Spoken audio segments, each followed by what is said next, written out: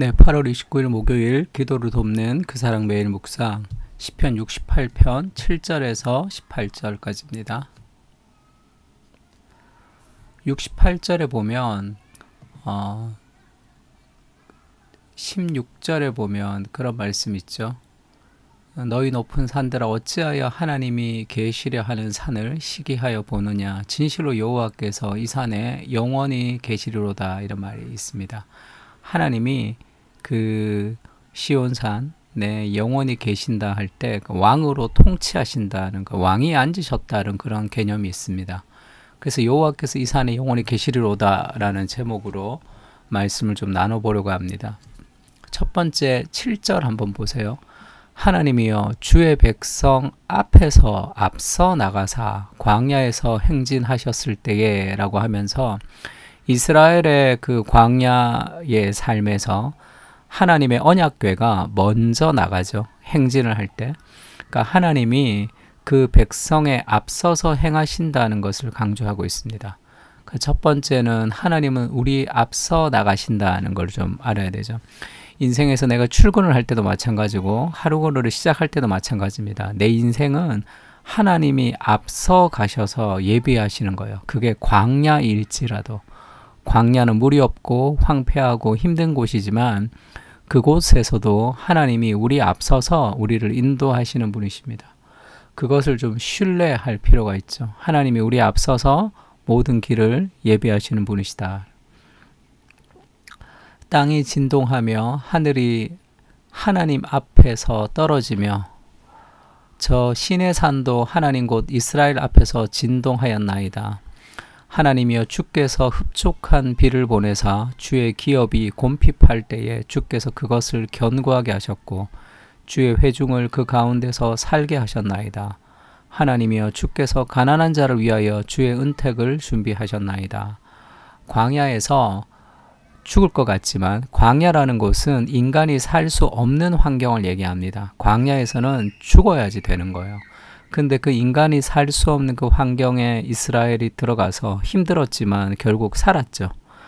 인간이 살 수 없는 환경에서 인간을 살리시는 것은 하나님이 비를 보내시고 곰핍할 때에 그것을 견고하게 하셨고 주의 회중을 그 가운데 살게 하셨기 때문에 그렇습니다. 만나를 주시고 물을 주시고 그 인생 가운데 사람이 살 수 없는 그 환경에서 그들이 살 수 있었던 것은 하나님의 은혜의 결과죠. 하나님이 앞서 행하신 삶의 결과입니다.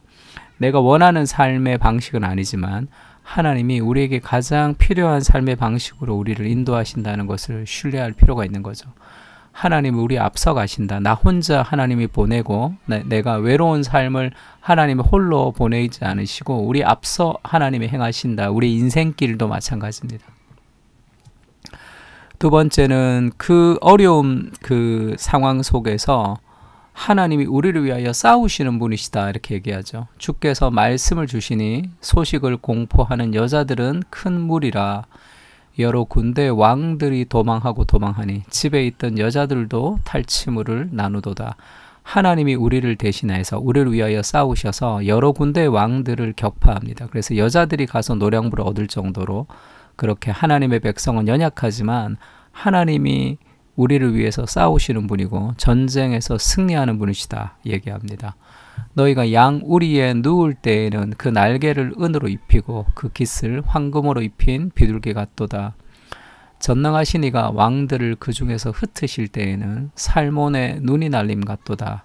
바산의 산은 하나님의 산이며 바산의 산은 높은 산이로다. 하나님이 하나님의 대적들을 흩으신다는 거죠. 하나님의 능력은 대적들과 힘겨운 싸움을 통해서 어렵게 이기는 것이 아니라 하나님의 능력은 모든 대적들 위에 높고 능력이 있으시죠. 그래서 하나님이 우리를 위해서 싸우시고 그래서 결국은 그 하나님의 전쟁에서 하나님이 우리를 위해서 싸우시기 때문에 우리가 승리할 수 있다. 광야에서 하나님 우리 앞서 행하시고 우리를 위해서 싸우시는 분이시다. 그것을 이 영적 전쟁 가운데 살아가는 우리가 기억해야 되는 거죠. 내가 홀로 떨어져서 내 힘을 가지고 세상과 싸우는 것이 아닙니다. 하나님 우리를 대신해서 싸우시는 분이시죠. 그리고 하나님이 왕으로 좌정하신다는 것을 알려주시죠. 너희 높은 산들아 어찌하여 하나님이 계시를 하는 산을 시기하여 보느냐. 진실로 여호와께서 이 산에 영원히 계시리로다. 하나님의 왕적인 통치, 하나님의 좌정을 얘기합니다. 하나님의 병거는 천천히요 만만이라. 주께서 그 중에 계심이 신의 산 성소에 계심 같도다. 하나님의 병거는 천천과 만만, 승리하시는 분이시죠. 하나님 왕으로 세상을 통치하시고 다스리시고 승리하시는 분이십니다. 주께서 높은 곳으로 오르시며 사로잡은 자들을 취하시고 선물들을 사람들에게 받으시며 반역자들로부터도 받으시니 여호와 하나님이 그들과 함께 계시기 때문이로다. 하나님이 왕으로 통치하시고 그 왕으로 통치하시는 하나님의 승리를 우리가 함께 나누고 누리는 것이다. 그렇게 얘기하고 있습니다. 하나님은 누구십니까? 우리 앞서 가시고 우리를 위해서 싸우시고 그리고 승리하시며 통치하시는 분이시다. 그 하나님을 신뢰하며 이 광야의 길을 걸어가는 거죠. 히브리서 2장 18절에는 그런 말씀이 있습니다. 예수님이 시험을 받아 고난을 당하셨기 때문에 고난을 당하고 시험받는 자들을 능히 도우실 수 있다는 거죠. 그리고 우리가 인생의 광야 같은 때, 좀 힘들 때 우리가 기억해야 되는 것은 그리스도도 우리보다 더 깊은 고통을 겪으셨고 예수님이 승리하셨기 때문에 인생의 어떤 어려움도 그리스도가 우리의 삶의 해답이 될 수 있다 얘기합니다. 그리고 요한복음 16장 33절에는 이것을 너희에게 이르는 것은 너희로 내 안에서 평안을 누리게 하려 함이라. 그리스도 안에서 평안을 누리는 거죠. 근데 어떤 평안이냐 하면 이 환경적 평안이 아닙니다. 세상에서는 너희가 환난을 당하지만 환난 속에서도 평안을 누릴 수 있는 힘이 어디 있죠? 담대하라 내가 세상을 이기었노라. 그리스도가 세상을 이겼기 때문에 우리는 환난 가운데서도 담대할 수 있는 거죠. 인생에 닥치는 여러 가지 위기와 환난이 있지만 하나님이 그리스도께서 그 모든 세상을 이기신 분이 우리와 함께 하신다는 것을 신뢰할 때 우리 안에 환난 속에서도 말할 수 없는 평안이 있는 거죠. 어떻게 그럴 수 있습니까? 글쎄요. 그런 마음이 들어버리기 때문에 그렇게 되는 거죠. 어떻게 그렇게 될 수 있습니까? 잘 모릅니다. 그러나 환난 속에서 평안이 오는 걸 어떻게 해요? 내 마음이 흔들리지 않는, 막 심하게 흔들리다가 하나님께 기도할 때 하나님이 그 가운데 평안을 주시는 것을 어떻게 합니까? 그것을 우리가 누리는 거죠. 그것이 신비한 기도하는 하나님의 백성이 누리는 복입니다. 그것을 맛보고 그것을 기대하는 거죠. 요한일서 5장 4절은 그렇게 얘기합니다. 무릇 하나님께로부터 난 자마다 세상을 이기느니라. 세상을 이기는 승리는 이것이니 우리의 믿음이니라. 그 그리스도의 은혜를 경험한, 그리스도가 세상을 이겼다는 것을 신뢰할 때 우리도 세상을 이기는 존재로 살아가는 거죠. 그 믿음이 세상을 이긴다고 얘기합니다. 에베소서 6장 11절은 그렇게 얘기하죠. 마귀의 간궤를 능히 대적하기 위하여. 인생의 어렵고 힘든 상황 속에 마귀는 우리를 실망시키기도 하고 우리를 낙심시키기도 하죠. 그때 우리가 가만히 있으면 하나님이 뭔가를 다 해주시는 것이 아니라 그리스도가 이기셨다는 것을 신뢰하며 주장해야 되죠. 그 영적 전쟁을 벌여야 됩니다.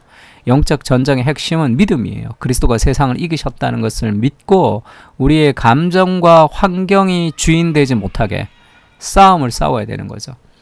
하나님의 전신갑주를 입으라. 우리가 입어야 되죠. 우리의 씨름은 혈과 육을 상대하는 것이 아니요 통치자들과 권세들과 이 어둠의 세상 주관자들과 하늘에 있는 악의 영들을 상대함이라. 그러므로 하나님의 전신갑주를 취하라. 이는 악한 날에 너희가 능히 대적하고 모든 일을 행한 후에 서기 위함이라. 혈과 육의 싸움은 몸으로 싸우는 거지만 이 마귀와의 영적인 전쟁은 생각의 싸움이죠. 우리의 낙심과 하나님에 대한 불신과 여러 가지 삶의 모든 부정적인 것들을 불러일으키는 그런 세력들과 우리가 하나님의 약속과 말씀을 신뢰하면서 나를 위해서 목숨을 버리셨던 그리스도가 하시는 말씀을 신뢰하며 사람이 감당할 시험밖에 너에게 당한 것이 없다고 믿음으로 우리가 그것을 주장하며 싸우며 나가는 겁니다.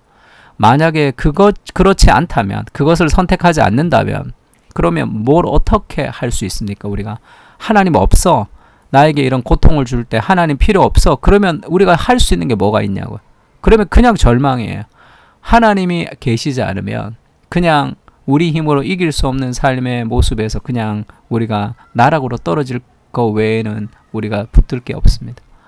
인생의 여러 가지 어려움 속에서 우리가 하나님을 붙들어야 돼요. 신뢰해야 되죠. 그 믿음을 가지고 살아갈 필요가 있습니다.